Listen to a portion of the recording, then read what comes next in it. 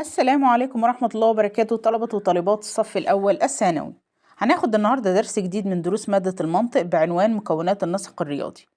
النسق الرياضي عندنا بيتكون من جزئين: مقدمات ونتائج. المقدمات بنقسمها لجزئين: مفاهيم وقضايا. المفاهيم عندنا اللي هي المعرفات واللا معرفات، والقضايا اللي هي البديهيات والمسلمات. النهاردة بإذن الله هناخد المقدمات اللي هي المفاهيم، المعرفات واللا معرفات، ونعرف الفرق بينهم وناخد أمثلة عليهم. معنى كده ان عندنا النسق الرياضي زي ما احنا قلنا بيتكون من قضايا او مفاهيم بيفترضها الباحث وبيعتبرها مقدمات، اللي هي بتشمل التعريفات واللا معرفات والبديهيات او المصادرات اللي ساعات بنسميها مسلمات، عشان يستنبط منها النتائج اللي هي بنقول عليها النظريات او المبرهنات.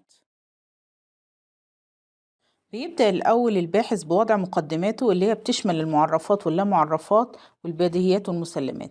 أول حاجة عندنا المعرفات، وليها اسم تاني التعريفات، ودي بتبقى حدود اشتراطية ومفاهيم وألفاظ.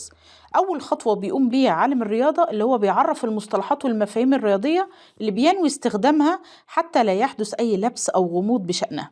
فهنلاقي إن كل نسق من أنساق الرياضيات ولكل عالم تعريفاته الخاصة بيه، والتعريفات دي بتسميها تعريفات اشتراطية. ليه؟ لأن العالم بيشترط اللي يسمعها إن هو يفهمها بمعنى محدد ويلتزم بالتعريفات دي طول فترة النسق أو طول النسق، وما يقومش بتغيير هذه المفاهيم أو يعدل عليها. مثال على كده زي النقطة ما ليس لها أجزاء، والخط هو ما له طول وليس له عرض. تاني حاجة في المفاهيم اللامعرفات، واللامعرفات أو اللا تعريفات هي ألفاظ واضحة بذاتها بيتركها العالم بدون تعريف عشان يستخدمها الرياضي في تعريف مفاهيم أخرى، وتعتبر أساس التعريفات الرياضية.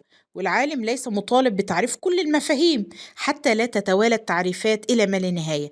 يعني مش مطلوب منه إن هو يعرف كل كلمة في التعريف، لأن كده هيفتح على نفسه فتحة كبيرة جدا ويوصل إلى ما لا نهاية. أمثلة على اللا معرفات عندي زي كلمة مثلا طول وعرض اللي بنستخدمها في تعريف كلمة الخط. فكلمة طول دي أو كلمة عرض، اللفظ ده هو يعتبر لا معرفات.